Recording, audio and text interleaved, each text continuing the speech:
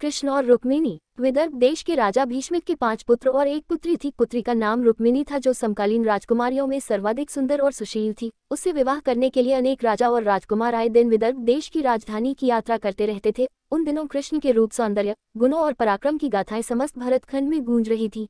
राजकुमारी रुक्मिणी अपनी किशोरावस्था से ही कृष्ण के संबंध में सुनती चली आई थी, इसलिए उसके मन में कृष्ण के लिए एक विशिष्ट स्थान बन गया था। फिर जब वह युवती बन गई तो उसने अनुभव किया कि तीनों लोक में कृष्ण से श्रेष्ठ वर उसके लिए कोई नहीं हो सकता, इसलिए उसने मन ही मन कृष्ण को अपना पति मान लिया। रुक्मिणी के पिता और माता भी चाहते थे कि उनकी पुत्री का विवाह कृष्ण के साथ हो, लेकिन रुक्मिणी के बड़े भाई रुक्मी की मित्रता शिशुपाल और जरासंध जैसे उन राजाओं के साथ थी जो कृष्ण को अपना सबसे बड़ा शत्रु मानते थे। उन राजाओं को कृष्ण के हाथों कई बार पराजय का सामना करना पड़ा था, फिर भी उनकी शत्रुता की आग बुझ नहीं पाई थी। जब रुक्मी को यह पता चला कि उसकी बहन कृष्ण के साथ विवाह करना चाहती है और उसके माता पिता भी इससे सहमत हैं, तो उसने एक दिन राजसभा में घोषणा कर दी कि उसकी बहन रुक्मिणी का विवाह चेदी देश के राजा शिशुपाल के साथ होगा। इस घोषणा के साथ ही उसने अपने पिता भीष्मिक को धमकी दे डाली कि अगर उन्होंने उसकी घोषणा का विरोध किया तो वह उन्हें राज सिंहासन से हटाकर राज्य पर अधिकार कर लेगा और फिर जबरदस्ती रुक्मिणी का विवाह शिशुपाल के साथ कर देगा। राजा भीष्मिक को अपने राज्य जाने की तो उतनी चिंता नहीं थी जितनी चिंता अपनी प्रजा के कल्याण की थी। वह अच्छी तरह जानते थे कि रुक्मी के राजा बनते ही राज्य की वही हालत हो जाएगी जो शिशुपाल और बानसूर जैसे अत्याचारी और निरंकुश राजाओं के राज्य की है।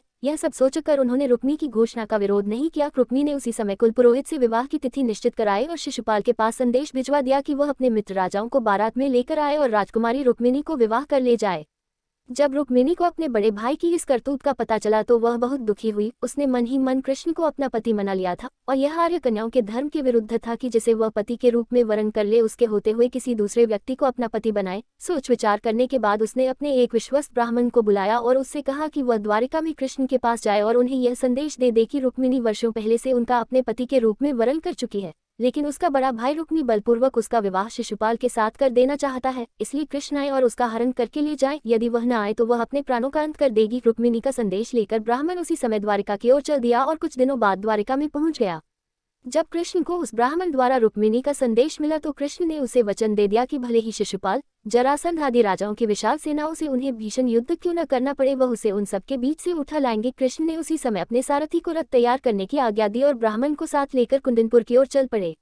कृष्ण के जाते ही बलराम को उनके कुंदनपुर जाने की सूचना मिल गई। उन्होंने यादवों की सेना की एक शक्तिशाली टुकड़ी को अपने साथ चलने का आदेश दिया और द्वारिका से इतनी तेजी से प्रस्थान किया कि वह भी सेना सहित कृष्ण के पीछे पीछे ही कुंदनपुर पहुंच गए। कृष्ण और बलराम के पहुंचने से पहले ही शिशुपाल अपने साथी राजाओं की विशाल सेनाओं के साथ कुंदनपुर पहुंच चुका था। शिशुपाल के मित्र जरासंध, शाल, पौंड्रक, दंत, वकभ और विदुरथ आदि अनेक राजाओं की कई अक्षौहिणी सेना बारात में सम्मिलित थी। विवाह के दिन सुबह ही परंपरा के अनुसार रुक्मिणी अपनी सहेलियों तथा अन्य महिलाओं के साथ गौरी पूजन के लिए नगर से बाहर बनाए गए मंदिर में पूजा करने गई। रुक्मिणी के संदेशवाहक ब्राह्मण द्वारा कृष्ण को इस बात का पता चल चुका था, इसलिए वह रथ लेकर मंदिर के पीछे पहुंच गए। पूजा करने के बाद रुक्मिणी जैसे ही मंदिर से निकली, कृष्ण ने उन्हें उठाकर अपने रथ में बैठा लिया। रुक्मिणी के साथ आए सैनिक देखते ही रह गए। जब शिशुपाल और उसके साथी राजाओं को रुक्मिणी हरण का समाचार मिला तो वे अपनी अपनी विशाल सेना लेकर कृष्ण को पकड़ने के लिए चल दिए। रुक्मिणी का बड़ा भाई रुक्मी भी अपने चारों भाइयों और अपनी सेना के साथ कृष्ण के पीछे पीछे चल दिया। नगर से कुछ दूर निकलते ही यादवों की सेना दिखाई देने लगी। अपने पीछे आती हुई सेनाओं को देखते ही बलराम ने अपनी सेना को आदेश दिया कि आक्रमणकारी सेनाओं को खदेड़ कर भगा दो। यादव सेना के सैनिकों ने पलटकर आक्रमणकारी सेनाओं की भीषण बाण वर्षा का उत्तर देना आरंभ कर दिया।